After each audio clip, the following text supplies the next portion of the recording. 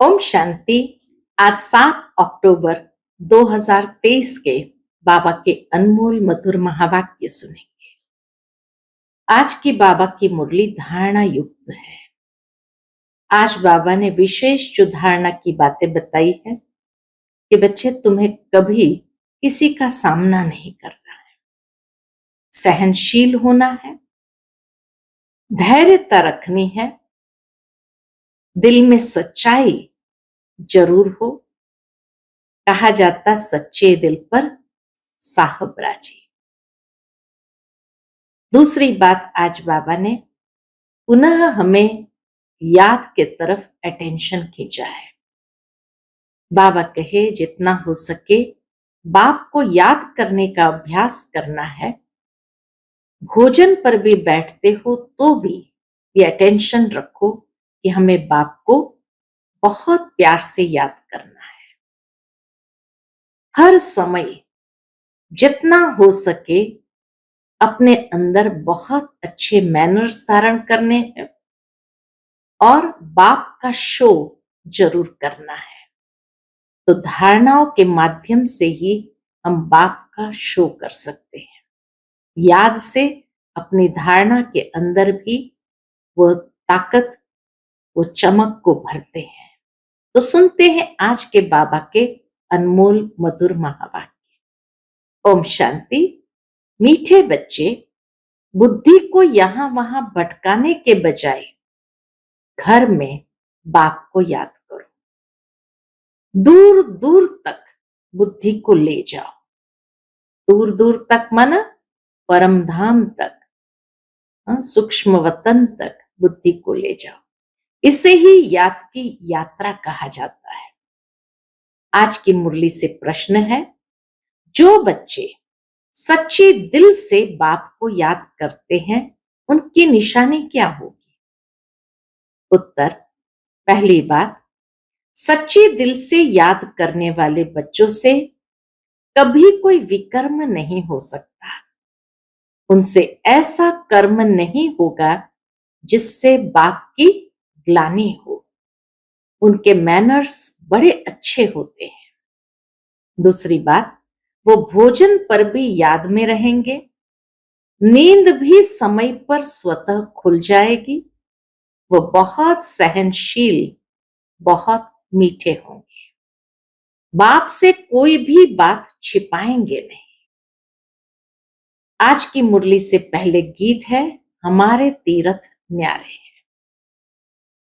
ओम शांति। बाप बैठ बच्चों को समझाते हैं। क्या समझाते हैं? कोई निराकार बाप को समझे, कोई साकार बाप को समझे, कोई मात पिता को समझे। ये मात पिता समझाते हैं तो भी माता अलग और पिता अलग हो जाते हैं। अगर निराकार समझाएं तो निराकार अलग, साकार अलग हो जाते हैं। दोनों के बीच में अंतर बाबा बताते, निराकार और साकार। मात पिता, तो बाबा कहे अगर निराकार समझाएं तो निराकार अलग, साकार अलग हो जाते। परंतु यह समझाने वाला बाप है। तुम बच्चे ही यह जानते हो कि जिस्मानी तीर्थ और रूहानी तीर्थ है। वह जिस्मानी तीर्थ आधा कल्प के हैं। अगर कहेंगे जन्म जन्मांतर से ये चलते आए हैं तो फिर ऐसे समझेंगे शुरू से लेकर ये चलते हैं। इसलिए उसको ये नहीं कहते कि जिस्मानी तीर्थ भी जन्म जन्मांतर से करते आए, नहीं तो लोग समझेंगे सतयुग के आदि से ये चलते आए हैं, समझेंगे अनादि है। ऐसे तो नहीं है, इसीलिए आधा कल्प से कहा जाता है। इसीलिए कहना चाहिए कि जिस्मानी तीर्थ भी आधा कल्प से चलता है। तो बाबा कहे ऐसे तो है नहीं कि जन्म जन्मांतर माना सतयुग से चलते आए, इसीलिए आधा कल्प से कहा जाता है। अभी बाप ने आकर इन तीर्थों का राज समझाया है। मन मनाभव अर्थात रूहानी तीर्थ जरूर आत्माओं को ही समझाते हैं और समझाने वाला है परम पिता। और कोई समझा ना सके। हर एक अपने अपने धर्म स्थापक के तीर्थ पर जाते हैं। यह भी आधा कल्प की रस्म रिवाज है। सब तीर्थ करते हैं परंतु वो कोई को सदगति दे ना सके। कितने भी तीर्थों पर जाए भक्ति मार्ग के, लेकिन कोई किसी को सदगति दे ना सके। खुद ही घड़ी घड़ी तीर्थों पर जाते रहते हैं। अमरनाथ, बद्रीनाथ तरफ वर्ष वर्ष तीर्थ करने निकलते हैं, फिर चारों धाम करते हैं। अभी ये रूहानी तीर्थ सिर्फ तुम जानते हो।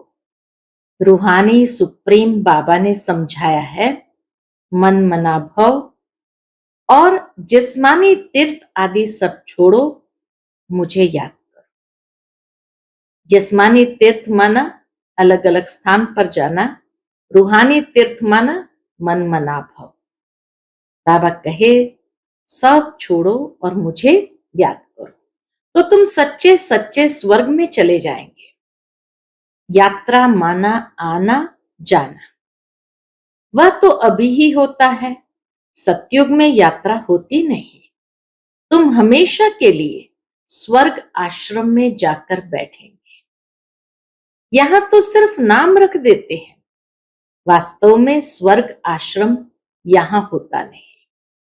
स्वर्ग आश्रम सतयुग को कहा जाता है। नरक को यह स्वर्ग दे नहीं सकते। नरक में स्वर्ग दे नहीं सकते। नरकवासी नरक में ही रहते हैं, स्वर्गवासी स्वर्ग में रहते हैं। यहां तो जिस्मानी आश्रम में जाकर फिर लौट आते हैं। ये बेहद का बाप समझाते हैं। वास्तव में सच्चा सच्चा बेहद का गुरु एक ही है। बेहद का बाप भी एक है। भल कहते हैं आगा खा गुरु, परंतु वह कोई गुरु नहीं है। कहते हैं आगा खा गुरु, परंतु वह कोई गुरु नहीं है। क्यों? क्योंकि गुरु माना जो सदगति देते हैं। सदगति दाता तो नहीं है ना। अगर सदगति दाता होता तो खुद भी गति सदगति में जाए। उनको गुरु नहीं कहेंगे, यह तो सिर्फ नाम रख दिए हैं। सिख लोग कहते हैं सतगुरु अकाल।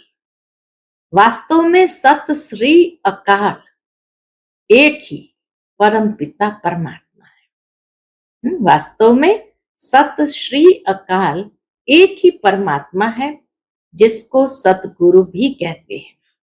वही सदगति करने वाला है।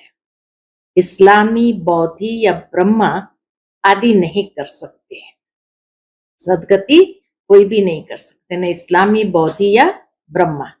भल कहते गुरु ब्रह्मा, गुरु विष्णु। अब गुरु भल ब्रह्मा को कहा जाए, बाकी गुरु विष्णु, गुरु शंकर तो हो ना सके।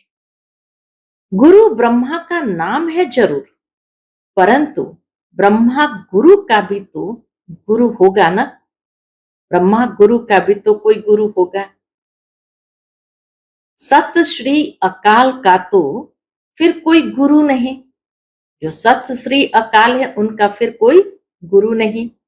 वह एक ही सतगुरु है, बाकी और कोई गुरु या फिलोसोफर या स्पिरिचुअल नॉलेज देने वाला है नहीं, सिवाय एक के। बुद्ध आदि तो अपने पिछाड़ी सबको ले आते हैं। उनको रजो तमो में आना ही है। वह कोई सदगति के लिए नहीं आते। सदगति दाता एक का ही नाम वाला है, जिसको फिर सर्वव्यापी कहते हैं। फिर गुरु करने की क्या दरकार है? हम भी गुरु, तुम भी गुरु, हम भी शिव, तुम भी शिव। इनसे तो कोई का पेट नहीं भरता। बाकी हाँ, पवित्र है इसलिए उनका मान होता है। सदगति दे नहीं सकते। वह तो एक ही है जिसको सच्चा सच्चा गुरु कहा जाता है। गुरु तो अनेक प्रकार के हैं। सिखलाने वाले उस्ताद को भी गुरु कहते हैं। कोई यंत्र सिखलाने वाले होते हैं तो उनको भी गुरु कहते हैं। यह भी उस्ताद है, शिव बाबा भी उस्ताद है। माया से युद्ध करना सिखलाते हैं। तुम बच्चों को त्रिकालदर्शी पने की नॉलेज है, जिससे तुम चक्रवर्ती बनते हो। सृष्टि के चक्र को जानने वाले ही चक्रवर्ती राजा बनते हैं। रामा के चक्र को व कल्प वृक्ष के आदि मध्य अंत को जानना बात एक ही है। चक्र की निशानी बहुत शास्त्रों में भी लिखी हुई है। फिलॉसफी की किताब अलग होती है, किताबें तो अनेक प्रकार की होती है। यहां तुमको कोई किताब की दरकार नहीं। तुमको तो जो बाप सिखलाते हैं वह समझना है। बाप की प्रॉपर्टी पर तो सब बच्चों का हक होता है, परंतु स्वर्ग में सबको एक जैसी प्रॉपर्टी तो नहीं होगी। राजाई है उनकी जो बाप का बना। बाबा कहा, थोड़ा भी ज्ञान सुना तो वह हकदार हो जाते हैं, परंतु नंबरवार। कहां विश्व के महाराजा, कहां प्रजा दास दासियां, ये सारी राजधानी स्थापन हो रही है। बाप का बनने से स्वर्ग का वर्षा तो जरूर मिलता है। वर्षा मिलता है बाप से। ये नई बातें होने कारण मनुष्य समझते नहीं है।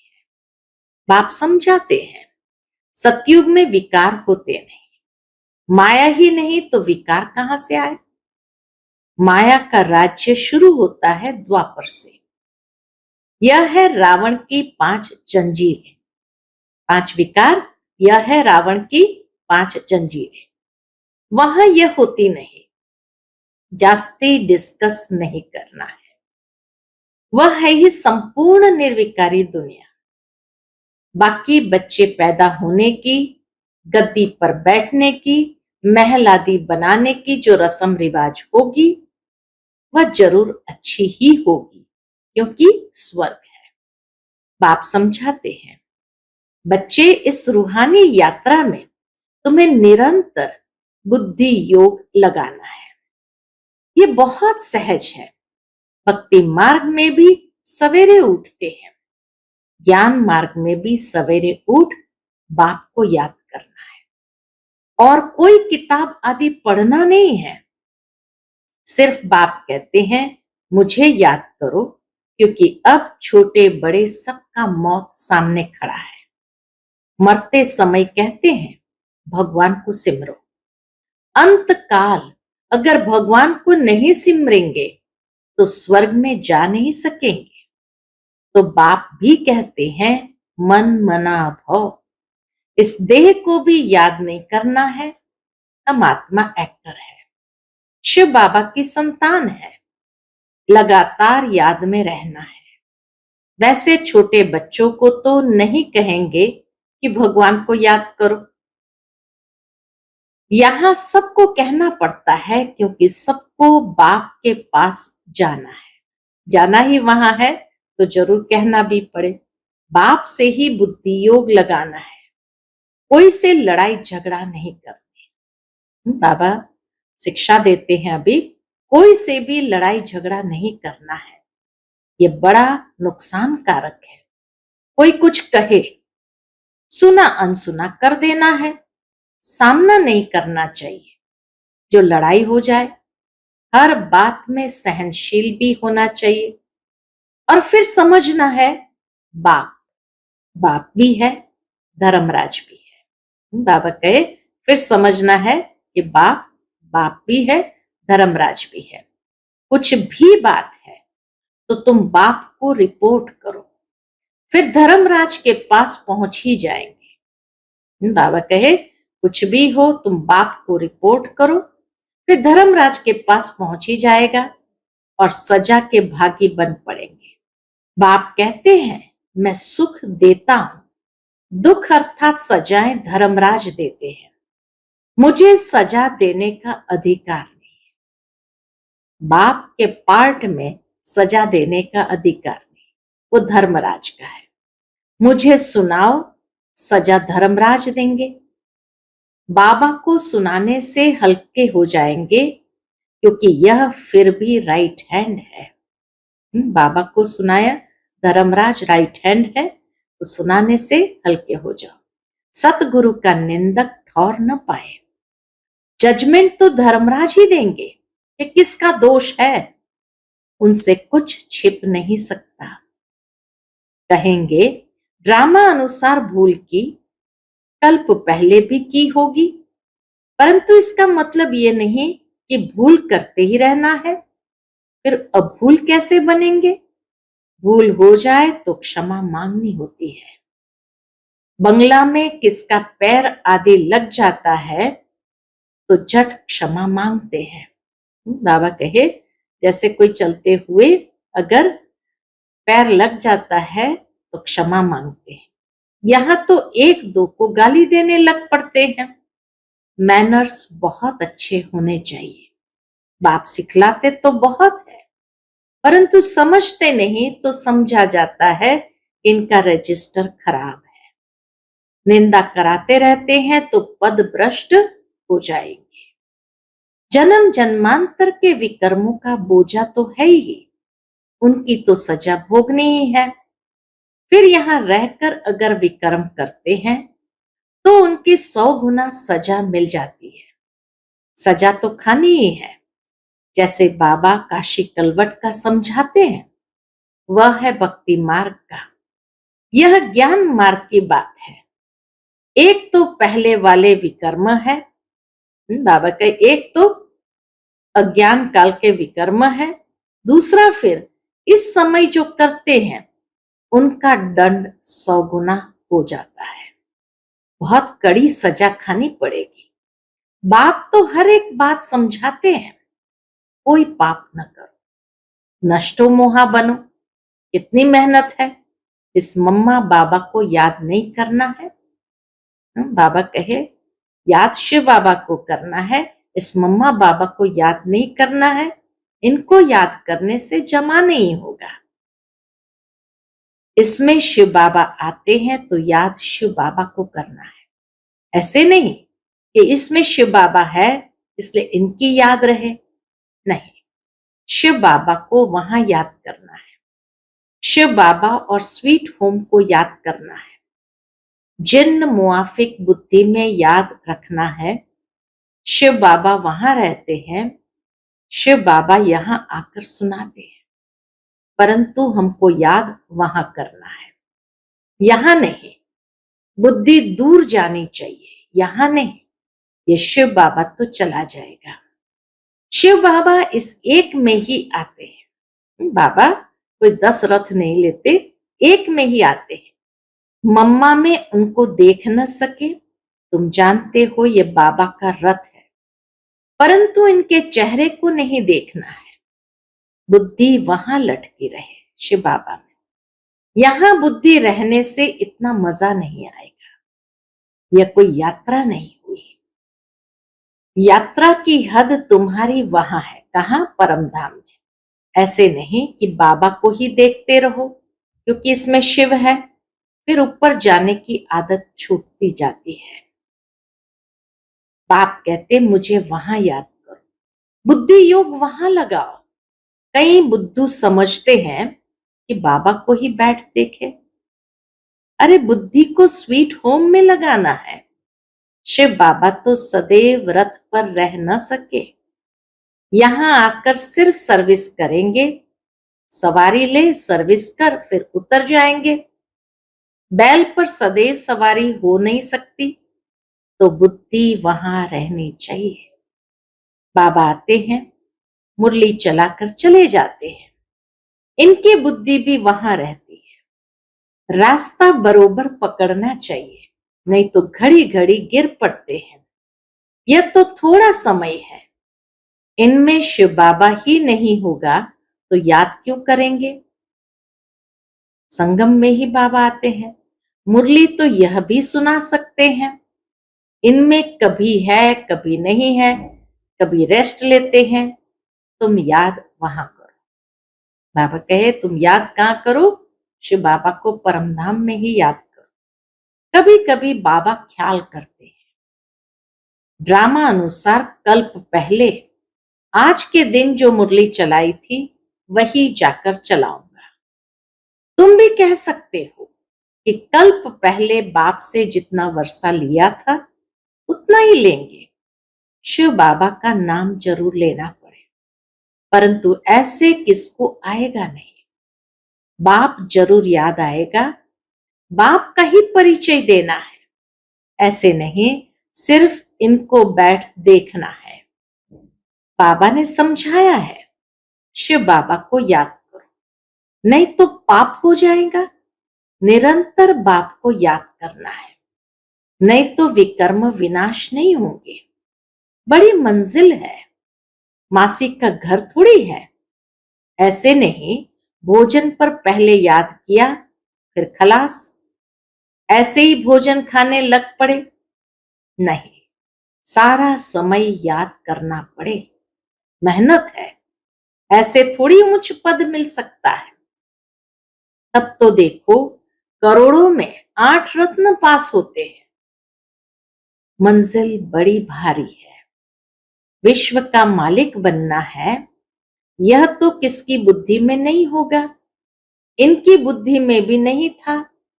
अब ख्याल किया जाता है 84 जन्म किसको मिलते हैं। जरूर जो पहले आते हैं वह है लक्ष्मी नारायण। यह है सब विचार सागर मंथन करने की बातें। बाबा कहे यह है सारी विचार सागर मंथन करने की बातें। बाप समझाते हैं, हाथ कार दे दिल यार दे, भल धंधे आदि में रहो परंतु निरंतर बाप को याद करते रहो। यह है यात्रा, तीर्थों पर जाकर फिर लौटना नहीं है। तीर्थ बहुत मनुष्य करते हैं, अब तो वहां पर भी गंद हो गया है। नहीं तो तीर्थ स्थान पर कभी वैशाली नहीं होते। अभी कितना भ्रष्टाचार है, एक धनी तो कोई है नहीं, झट गाली देने लग पड़ते हैं। आज चीफ मिनिस्टर है, कल उनको भी उतार देते।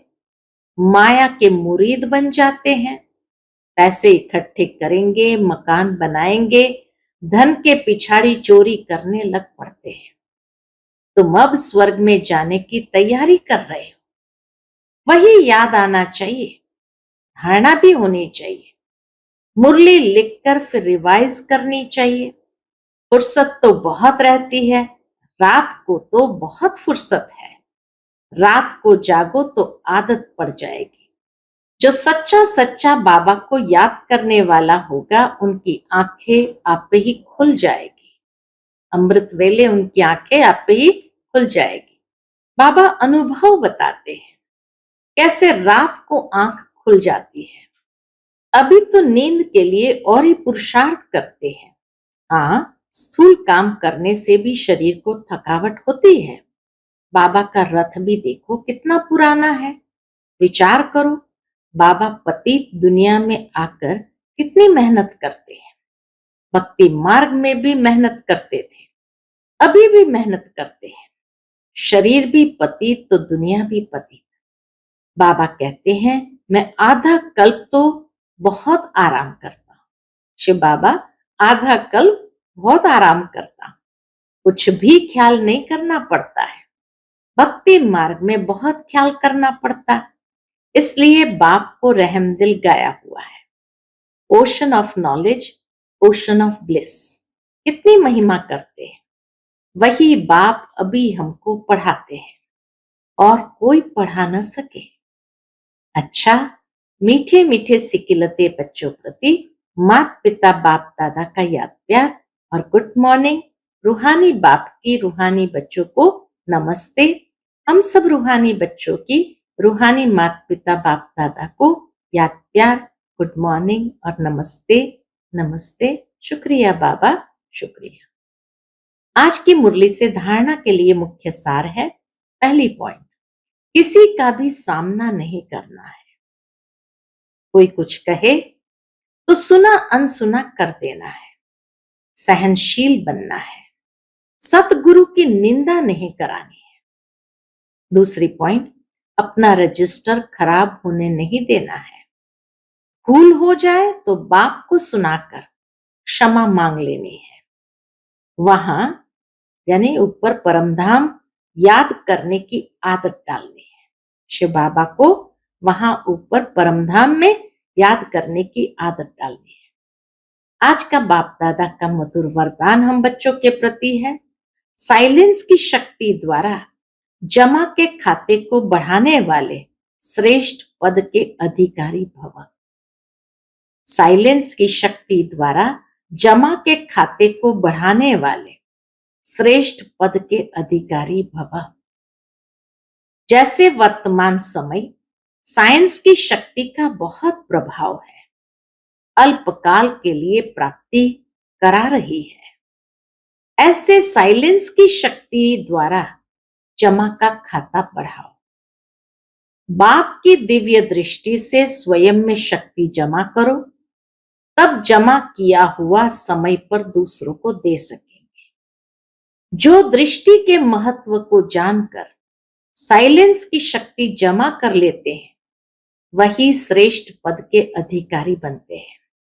उनके चेहरे से खुशी की रूहानी झलक दिखाई देती है। आज का स्लोगन है, अपने आप नेचुरल अटेंशन हो तो किसी भी प्रकार का टेंशन आ नहीं सकता।